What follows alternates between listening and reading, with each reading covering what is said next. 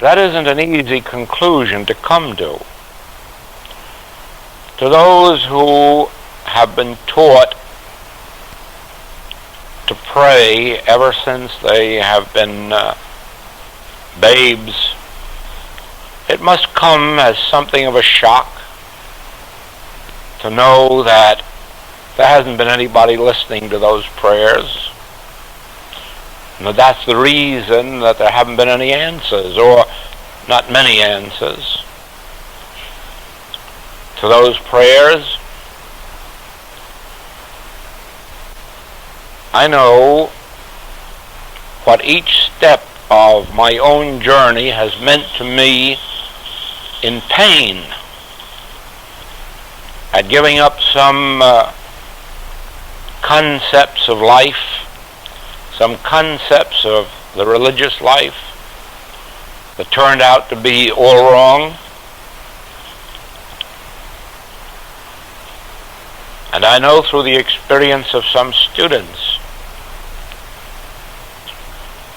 the agonies that some of them have experienced as they found they had to give up so many old concepts in order to come into some measure of actual God contact.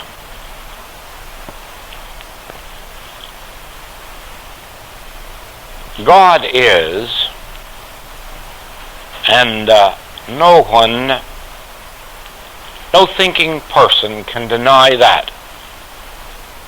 It makes no difference whether one has become atheistic or agnostic through the things that they've seen in human life or experienced.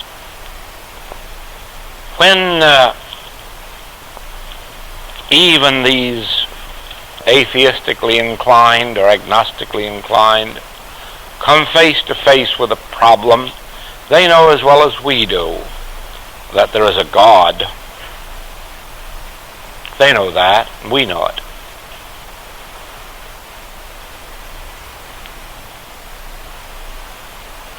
What they do not know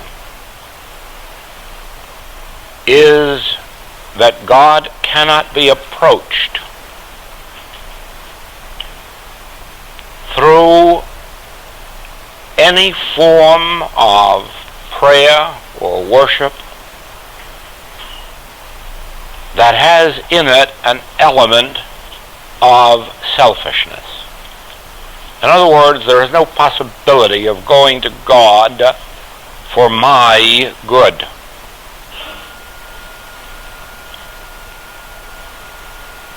God is, and God eternally is, and God is forever manifesting all that God is.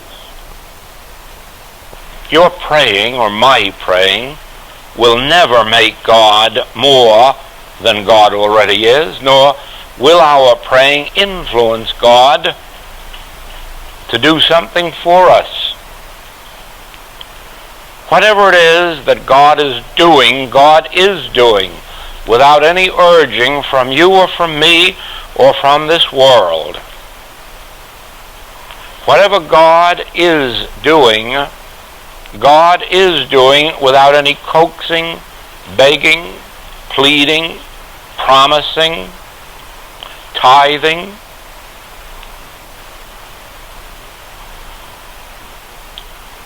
It isn't really a question of God. And I'm summing up now that which has come to light, has clearly come to light in these months of work here. God is, and God is being all that God ever can be, and there's just no use of our turning to God as if by our turning to God we were going to make God be more than God, or make God do more than God is already doing, or that by our turning to God we will influence God in our favor. Oh no. There is one reason for going to God, And that is to bring ourselves into alignment with that which God is, that which God has.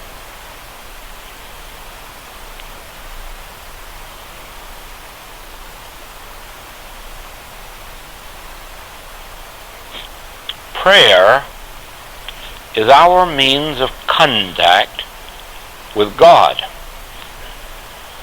There is no wrong form of prayer, because any prayer, uttered or not uttered,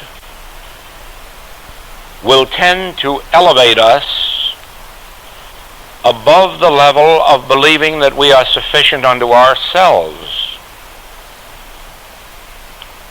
But prayer must be understood as a degree of elevation, as elevating us in the degree that we come into the highest concept of prayer possible to us in our present development. Now let me illustrate that. When we pray in the ordinary sense of the word, I mean in the sense of asking, or in the sense of expecting anything from God, we are not in any wise influencing God or bringing God into our experiencing. What is happening is that we are fulfilling something on the level of our own belief. In other words, we do receive some measure of good because it comes to us on the level of our own belief. In other words, we could take a totem pole and pray to it and receive some benefit. We could take a crucifix or a six-pointed star, or we could light a candle and we would get some benefit. The benefit would not be from God. The benefit would be that we would be drawing it forth from our own level of consciousness, from our own degree of faith. It is very much like touching some old bones and immediately being healed. There isn't anybody in the world who believes touching old bones will heal them, and yet somewhere in the world, every day, someone is healed just by touching old bones, or a place where old bones are buried. That seems strange, doesn't it, to us? But it's happening. Now, those healings actually take place. They are the product of our own faith, our blind faith, our own belief, and we impart that belief or power to whatever it is we're praying to. But that has no relationship to our relationship to God. There is where you come to an entirely different aspect. I would like to read, first of all, this little thing called Altar Stairs by John Marvin Rast. I found it in, well, that is the column title, but the piece itself is called Unbroken Prayer, and I found it in a newspaper a couple of years ago in Cincinnati. Sometimes we may be inclined to question such an admonition as that of Paul's, calling the faithful to pray without ceasing. We need not pause long before it in wonderment. It is most reasonable and most practical. None of us can be always in the posture of prayer, kneeling, heads bowed, eyes closed. But each of us can cultivate the practice of ceaseless prayer. The words of Scripture are helpful here, supplemented by words of our own, breathed in thanksgiving, confession, adoration, aspiration. And there is that holy hush, which is prayer, the setting of the soul toward God, as one in eager expectancy sets a sail on a ship becalmed. Attuning the spirit to God's purposes is prayer, whatever the occasion, whatever the medium. Rejoice evermore. Pray without ceasing. In everything give thanks, for this is the will of God in Christ Jesus concerning you. Help us to see, Father, that we can pray with hand as well as with heart, that whatever brings us in touch with Thee is hallowed in Thy sight. That holy hush, which is prayer. Now, the true prayer, which is a communion with God, has no words and no thoughts. It is a prayer of complete silence. And it can be achieved, even though many will tell you how difficult it is. It can be achieved by anyone whose eagerness to know God is sufficient to keep them in prayer without ceasing. It is true that none of us can perhaps sit down and immediately be in wordless and thoughtless prayer. That does come after a while.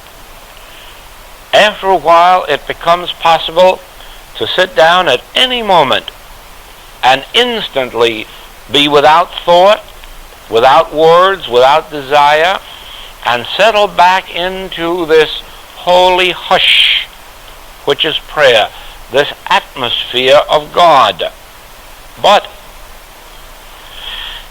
that development, that spiritual unfoldment, only comes after long practice. And so it is necessary that we have ideas, thoughts, words, which will lead us up to that point, that holy hush, which is an absolute silence, a state of receptivity in which the voice of God or the activity or spirit of God can be made evident within us. Now, in all of the Infinite Way writings, in all of the Infinite Way recordings, you will find dozens of approaches to this subject of prayer. You'll find that every month in that monthly letter there is at least one or more approaches given leading up to the ultimate of silent prayer. One of the most important of these we took up for more than an hour on the last night of our closed class. And that was the phase of prayer that we might call treatment, or synonymous with treatment. A phase of prayer aimed at bringing physical, mental, moral, or financial harmony into our experience. Not by praying for them, not by asking for them, not by expecting them, but by leading us up into an atmosphere where these things flow freely. Now, I would like, just for a few minutes, to review the main point of that evening with you, so that when you pray, when you meditate, or when you treat, that you will have at least a knowledge of the why and wherefore that you are hoping to attain. Now mark this well. There is in all of this world no sin and no sinful person. There is in all this world no disease and no diseased person. There is in all of this world no lack or limitation, and the reason is that God is the principle of this universe. God is the creator and the maintainer and the sustainer of this universe. God made all that was made. And all that God made is good. And anything that God did not make never was made. And so if there is such a thing anywhere as sin, disease, death, God must have made them. And if God made them, they're good and they're eternal, and we'll have them with us always. But the Master said that his entire mission was to prove the unreality of disease, death, lack, and limitation. He came, he says in his own words, to heal the sick, raise the dead, preach the gospel to the poor, feed the hungry. If that was his mission, you can be assured that his mission was not to thwart the will of God. If that was his mission, you can be assured that he came not to undo the work of God. And so, the healing of disease, the overcoming of death, the overcoming of lack and limitation, the overcoming of sin is a part of the Christ ministry. Now the question is, since that is part and the essential part of the Christ ministry, since by their fruits ye shall know them, because his entire mission was aimed at the harmony that comes into experience when there's no longer sin, disease, death, lack, or limitation in thought, the only question before us is, how then? How do we bring ourselves to that point of consciousness where we can demonstrate or show forth the perfect life here and now? Now then, in the Master's ministry of healing, his approach was, what did hinder you? Rise, pick up your bed and walk. In other words, what power is there holding you there impotent? Or, thou couldst have no power over me unless it came from the Father. Or, in the case of sin, neither do I condemn thee. Who is there to throw the first stone? Who is there to judge you?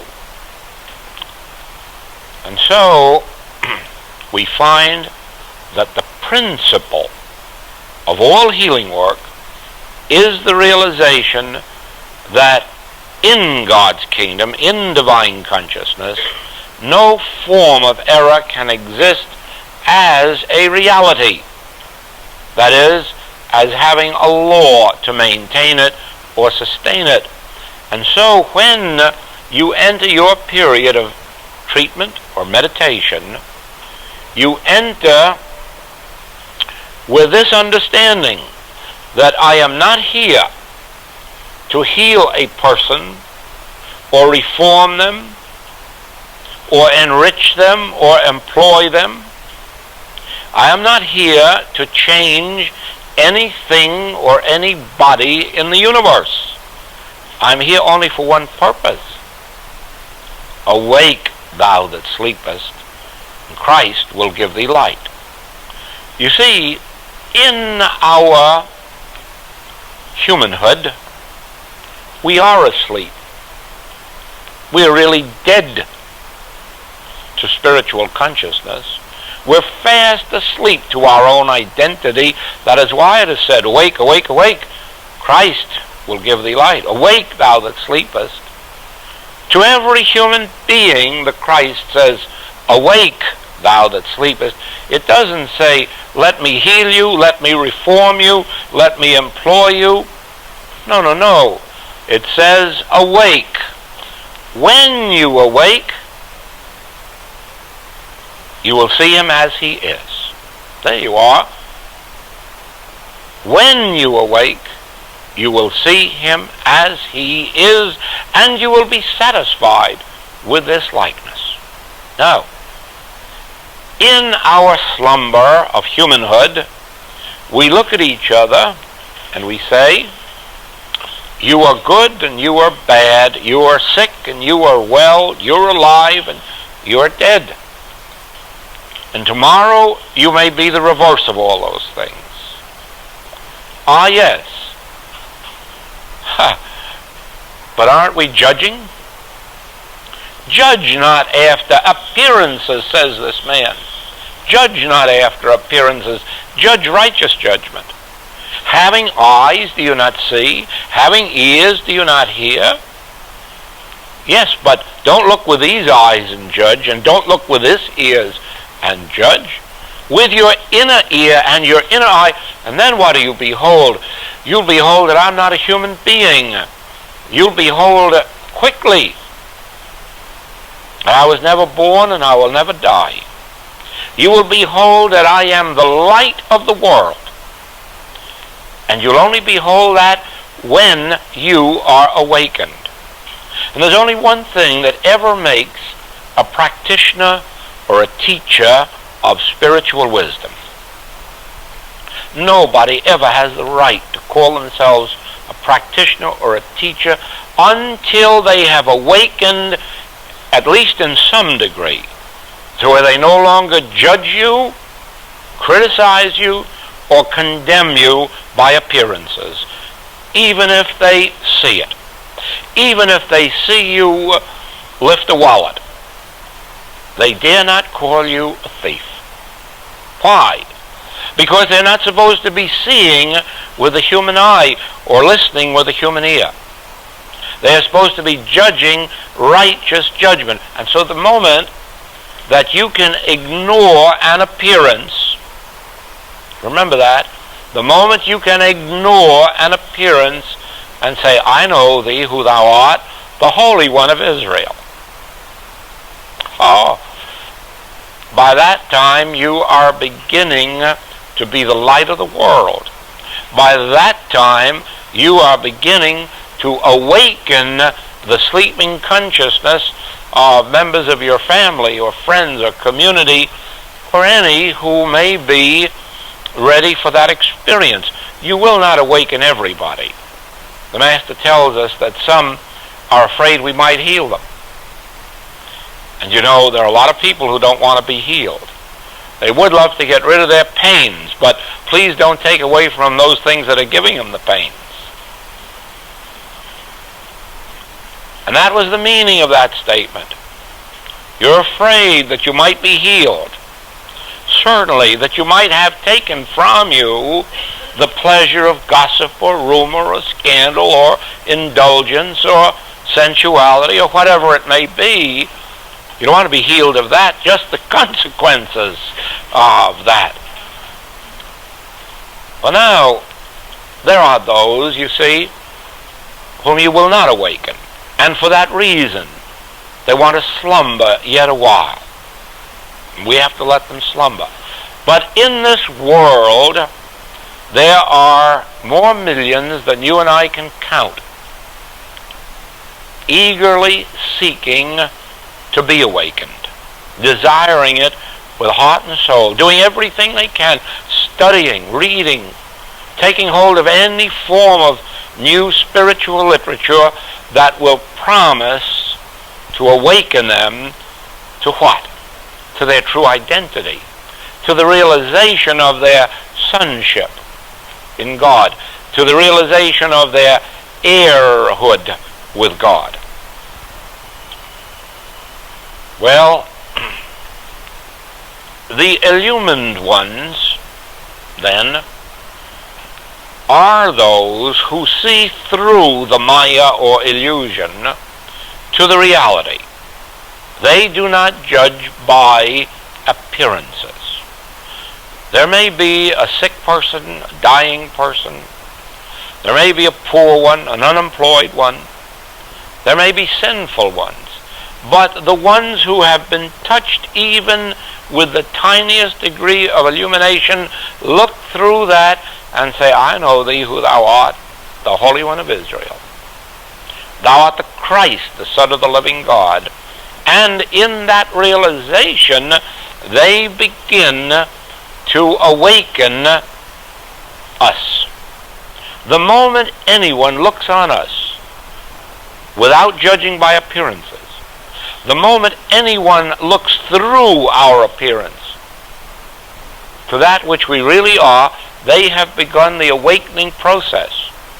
And if we give them the time and the opportunity, they will completely awaken us to our true identity. Sometimes we are too impatient and we demand Saturday's payroll or the month's rent or the day's food before the change of consciousness. It would be very much like asking the painter to give us a painting before he has his tools and his paints. And he says, I can't. I must have canvas and I must have paints and I must have brush. Oh, let's not wait for that. Give me a painting. I'm in a hurry for a painting. And so we're in a hurry for a demonstration before we have the substance of the demonstration. The substance of the demonstration is that new consciousness, that new heaven and that new earth. Not made with hands. Oh, no, no. Now, we begin to heal and to be healed, which means we begin to awaken the slumbering human the moment that we agree within ourselves that we will not judge after appearances, but that we will judge righteous judgment. And so that means that as we sit down, whether we call it treatment or prayer or meditation, the moment we agree to sit down and look above the head of the human and say, no, I see God. I see God as the father and mother of this universe.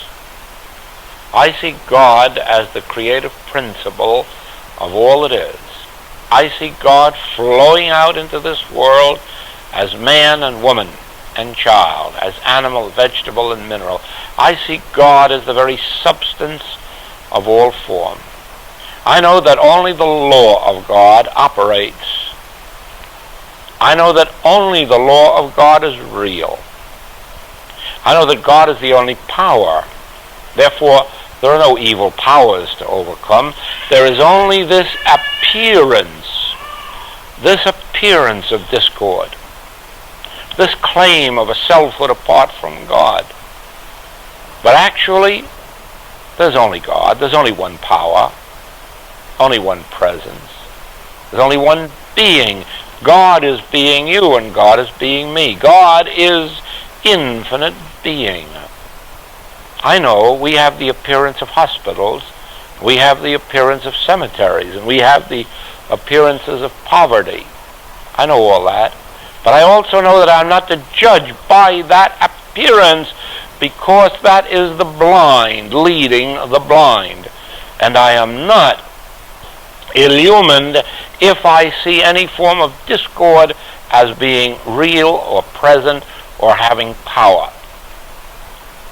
Now you see, in our contemplation of God as individual being, in our contemplation of God as the only law, the only cause, the only substance, the only reality, we are seeing through the appearance to the reality.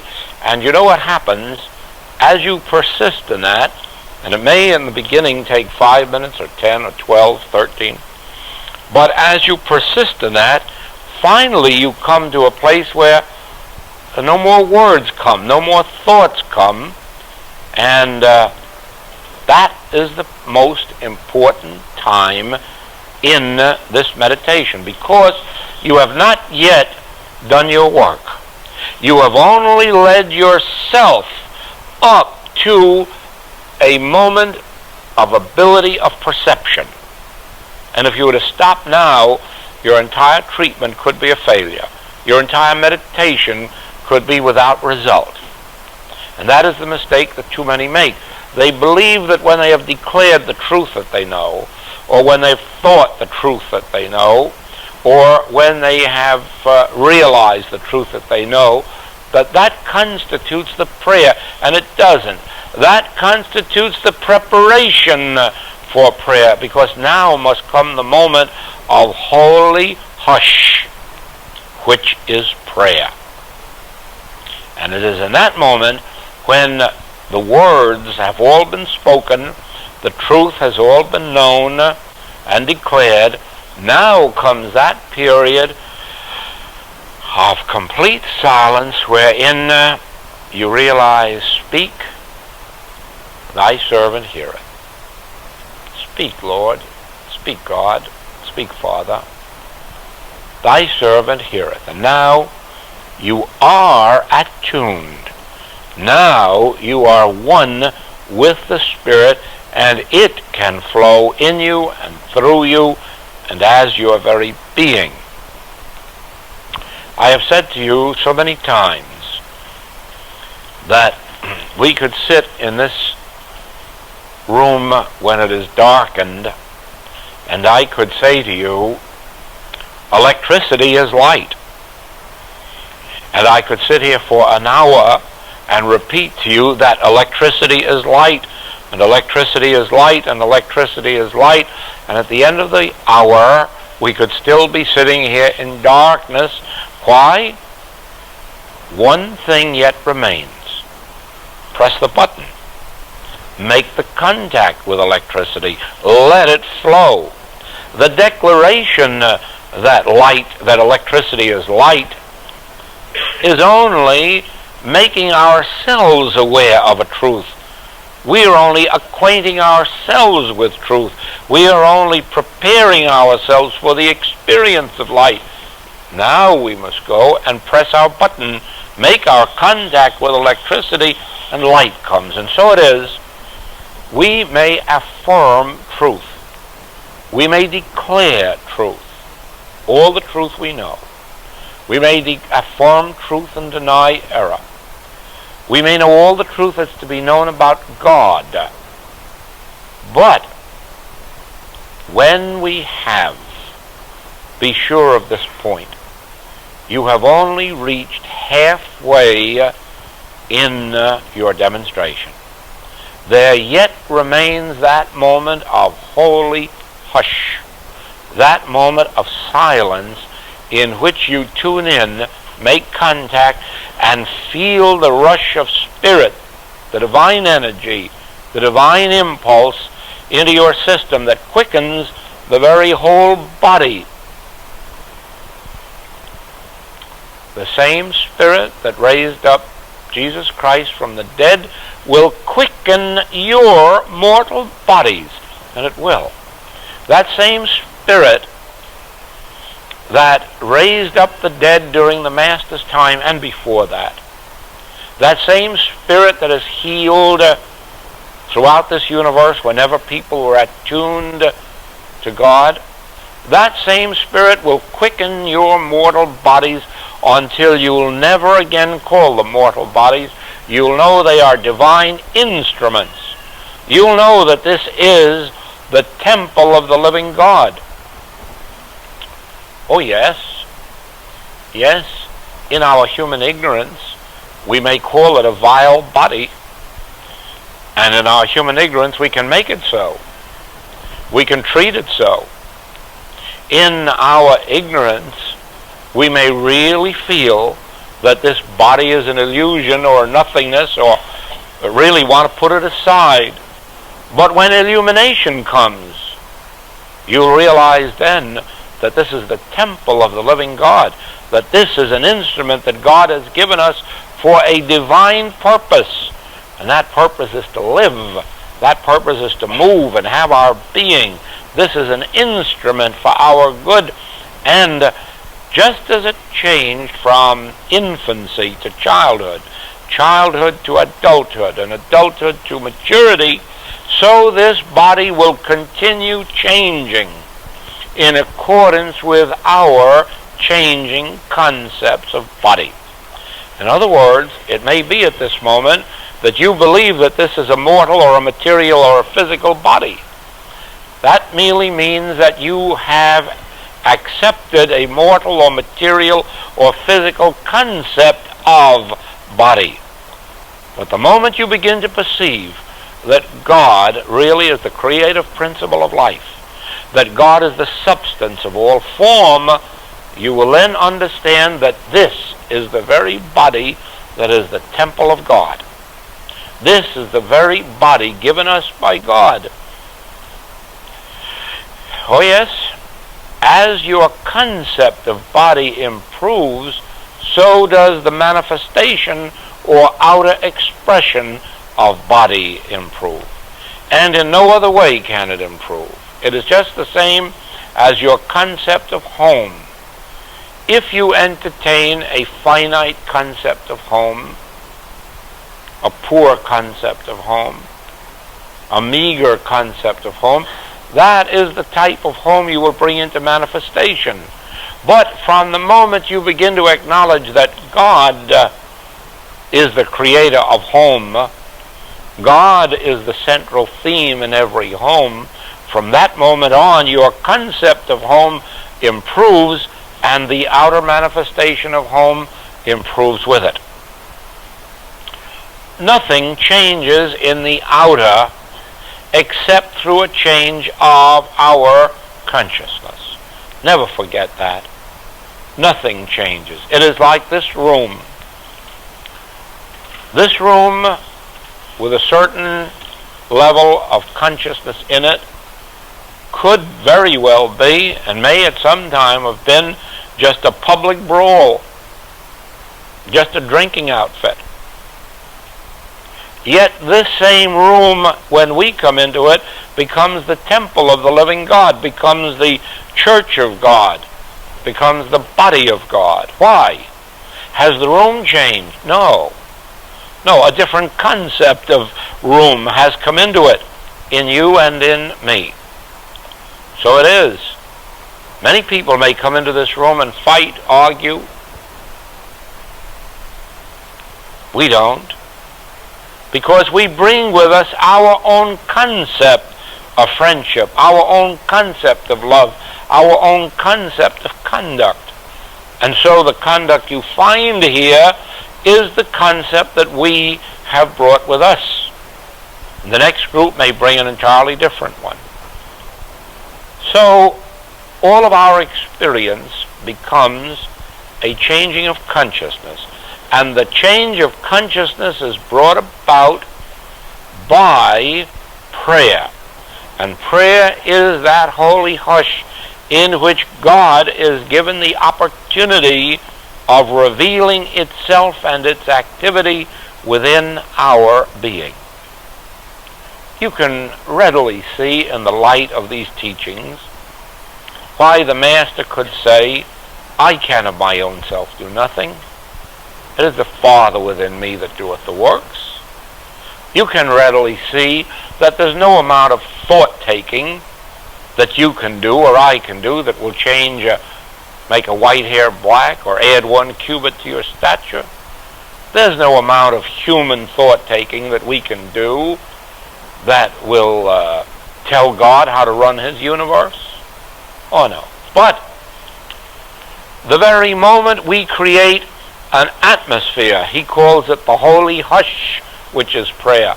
The moment we create that atmosphere of listening, we make room for the Spirit itself to fill us with its idea of being, of body, of home, of business, of all good activity.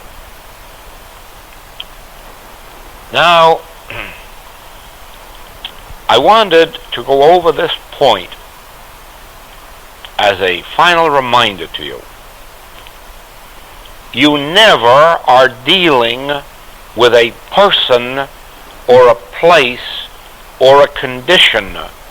And if you sit down to treat or meditate or pray, and you allow a person or a place or a condition to come into your thought, don't expect too much of that treatment, prayer, or meditation. Remember, you are dealing only with the appearance of a person, the appearance of a condition, the appearance of a thing. Not the thing itself. There is no such thing as an evil thing or an evil person. You are dealing with an appearance. The moment you know that, when you sit down, you turn from the appearance to that which is real. There's only one real thing in all this world, and that's God. The only real thing there is the life of God, the soul of God, the truth of God, the mind of God, the spirit of God, the soul of God, the reality and the law of God.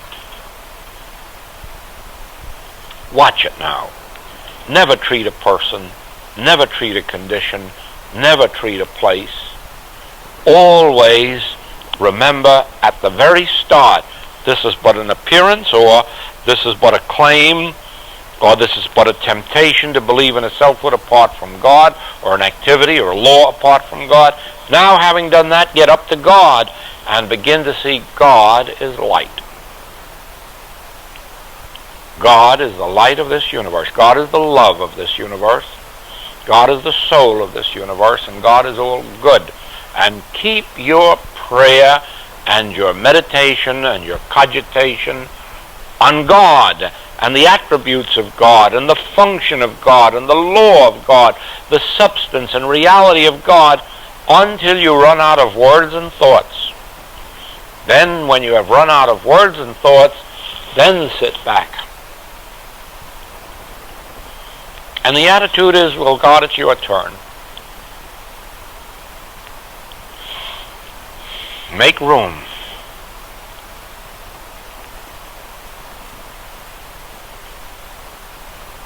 Speak, Lord.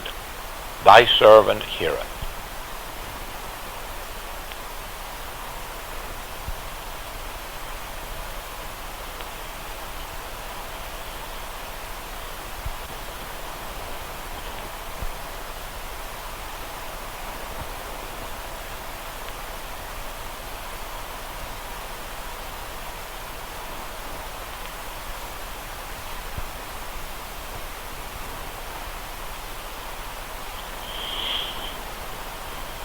And as you relinquish yourself to God, as you surrender yourself to God, it will not be long until you will be receiving impartations which will come in the nature of assurances. We use the word surrender, relinquish. And I mean that literally. Because as you surrender your thought and words and acts to make yourself receptive, there will be a further surrender demanded of you, a relinquishment that will come with assurance. And that is when you begin to perceive that the earth is the Lord's and the fullness thereof. That is when you begin to lose concern for me and mine. That is when you begin to lose fear, either of supply or of lack of supply. When all fear begins to go, it will go because of the realization that the earth is the Lord's and the fullness thereof. And usually with that will come the assurance, ah yes, but son, all that I have is thine. With these assurances also come, the silver is his, and the gold is his. Why callest thou me good? All goodness is God. And power. There's no power in a person. There's no power in a condition. Why, thou couldst have no power over me unless it came from the Father. And so you'll relinquish all personal powers. You'll say to yourself over and over again, my thinking isn't power. God's thought in me is power. God's truth in me is power. Not my thought. God's thought. God's way is power, not my way. There'll be a relinquishment that is a self-surrender. And you come to the place, I remember one time when I thought that naked I came into the world. And as I go out, I'll have to check my possessions at the probate court. Naked we come in and naked we go out. The earth is the Lord's and the fullness thereof. The earth is the Lord's. The silver is His. The gold is His. The power is His. The will is His. All will. And the will of God is good. There is no ill will in God. There is only good. Now, as these things come to you, there will also come the mystery that eventually it will be made clear to you that you have been holding this world in condemnation. You have been holding this world in judgment. Now it makes no difference whether you're only criticizing, judging, and condemning one person or one race or one nation or one country. You will find that in some way you are holding this world in condemnation. And the strangest unfoldment is going to come when you find out that you've been holding yourself in condemnation. Probably more than you have been condemning the other fellow. And that is when you are going to have to surrender all right to judge, criticize, or condemn even yourself, since I am made in the image and likeness of God, and I find no fault in me at all.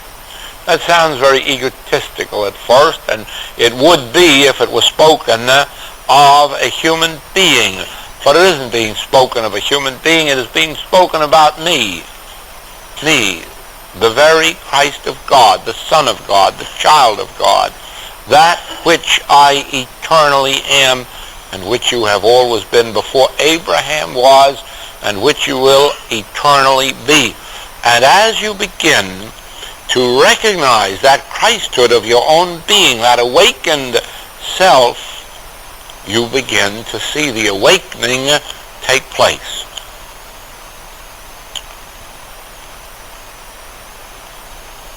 The human mind, just by reading or listening or thinking, will not accomplish the awakening.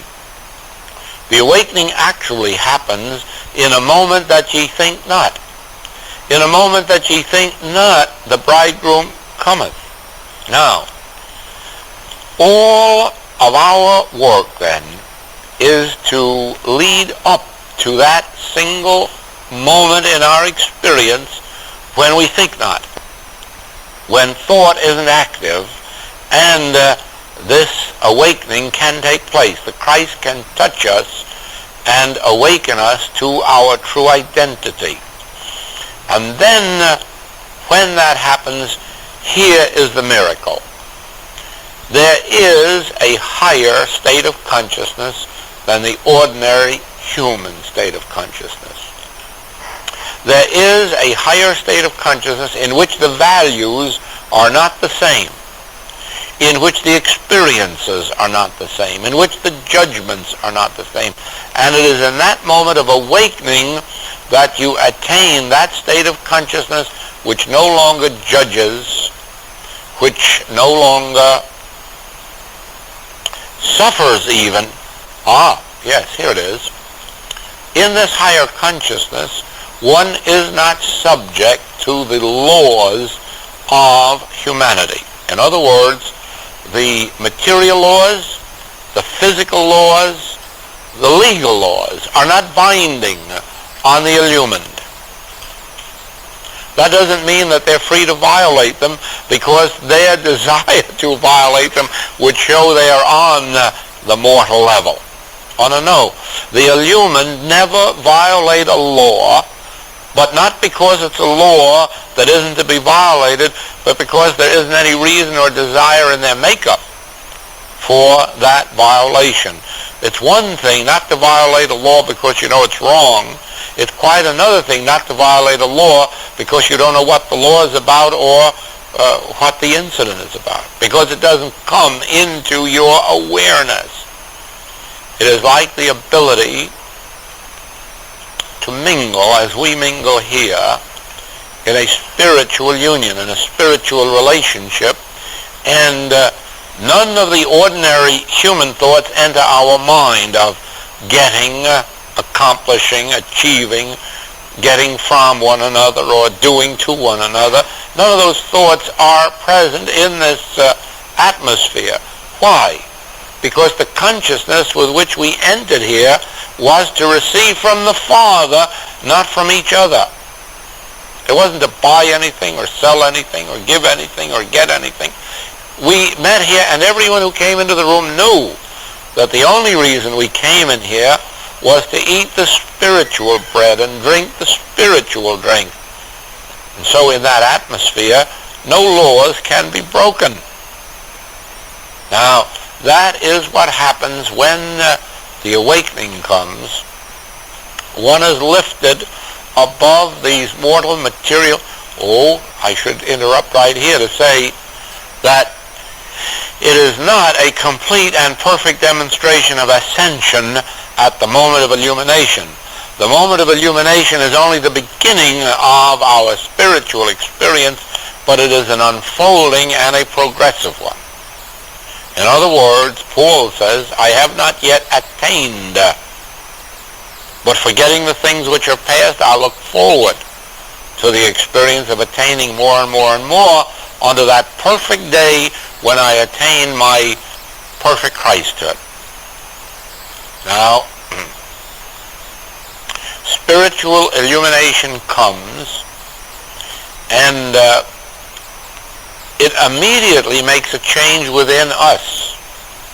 It does not always immediately make that change in the outer. It sometimes takes time before the body changes or the business changes or the conditions change in the outer world. But from the moment that one has been touched into any degree of awakening, you may be assured of this, that the outer harmony is being formed. I tell you that always about the fact that it is 9 months from conception to birth. And so it is that the conception of the Christ within us is also followed by a period of time before the birth of the Christ. And then the birth of the Christ is only the birth of a babe. It's only a tiny little babe, that Christ, when it's born. And from there on, it has to be developed, has to be protected too, has to be cared for, has to be nurtured, has to be watched, for the simple reason that once the Christ has touched us, once the awakening has come, temptations double, treble, and quadruple to trip us up. There's no God doing it, and there's no devil doing it. It is only the nature of our being that the moment our condition improves, we are prone to be so satisfied with it that we rest on our laurels instead of going deeper and deeper and deeper into God until we stand firmly rooted and grounded there. You see,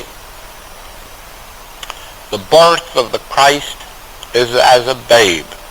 It was 2,000 years ago, and it is now. It comes as a babe. Then come those experiences that can easily tempt us off the way. I have seen in the experience of our students Some have had, after their awakening, some have had an experience of lack and limitation, such as I had. And that becomes a temptation to them, because they're sure they've had this beautiful awakening, and now God has deserted them. No, God hasn't deserted them, and God isn't trying them, but they are surely being tried to see whether human prosperity is their measure of spiritual attainment. But I have seen others, and more of this latter, who have experienced prosperity through the awakening. And that has harmed more than poverty has, because then they become assured that the possession of Cadillacs and what goes with them is the sign of God with us. Oh, no, it isn't. No, it isn't. No, it isn't. God has other signs within us than material prosperity. But as this inner divine light unfolds, our outer needs are met, and abundantly, and there's no reason why ultimately or quickly it shouldn't be in the form of the very richest of riches that God has. There's no sin in riches. But the point is not to fall for the temptation to believe that the lack of money is a sign of God's absence, and that the presence of money is the sign of God's presence. In the same way, there are those who have received illumination and have become more ill afterward than they were before. That was a period of purification or transition from the material sense of health to the spiritual. And because they have had this little period of illness, they have become convinced that the way they've taken is the wrong way, or there is an absence of God. Other people have immediately become healthy and become so satisfied with that health that they have fallen away. And so be assured of this, that when the Christ comes, it comes as a babe, but you must watch it and develop every step of the way, because the way is straight and narrow, and few there be that enter, and fewer there be that can remain on it after they've entered, because all of these worldly temptations come in. Let us never forget this. God is spirit, and you can only judge of God through the degree of spiritual light and spiritual unfoldment that's coming through you. Now, there are those who have been touched with this and have immediately found a wonderful healing consciousness. And it is well if it is so. There have been others, though, who have not attained that and who have felt discouraged about it. Don't be. It isn't meant that everybody on earth should be a healer. There must be engineers, and there must be painters, and there must be poets. You know the poem, don't you, about if I had 2 pennies, I'd buy a loaf of bread with one and hyacinths for the soul with the other one. Never forget that. We must have hyacinths for the soul.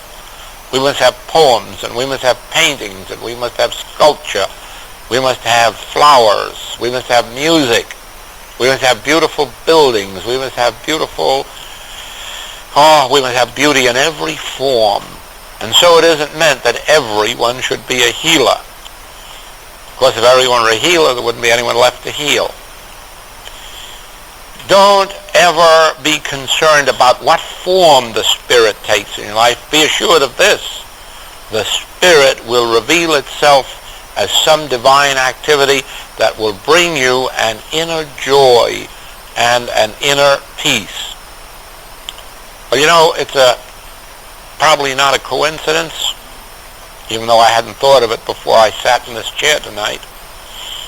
But speaking of this silent prayer and prayer as silence, you'll be surprised to see in the August letter when you come that it starts off with one of Don Blanding's poems on the silent prayer. It's strange how these things all come together. No planning, no thought out. They fit into place like a crossword puzzle. So our life fits into place when we are touched by this Spirit. When the awakening comes, it brings with it a presence and a power that goes before us to make the crooked places straight. It does all things for us. It is the cement in our relationships. It is the cement of love, spiritual love, that binds us together, and not only binds us, but blesses all whom we contact. Now, you remember how many times in this last 3 months I told you of groups that are meeting in all places on the globe, and under many banners and even without banners.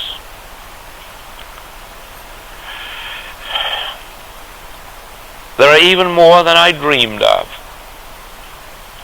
And each one of these is opening consciousness, human consciousness, to the receptivity to this awakening. And wherever these groups meet, they serve as a link in God's chain of spiritual light around the world. Wherever you hear of groups meeting for prayer, for spiritual discussion, for practice, whatever their denomination, race, color, creed, whatever their philosophy or teaching, always remember this: you are witnessing an activity of God in another one of its infinite forms and variety, coming to earth for this particular period to awaken consciousness.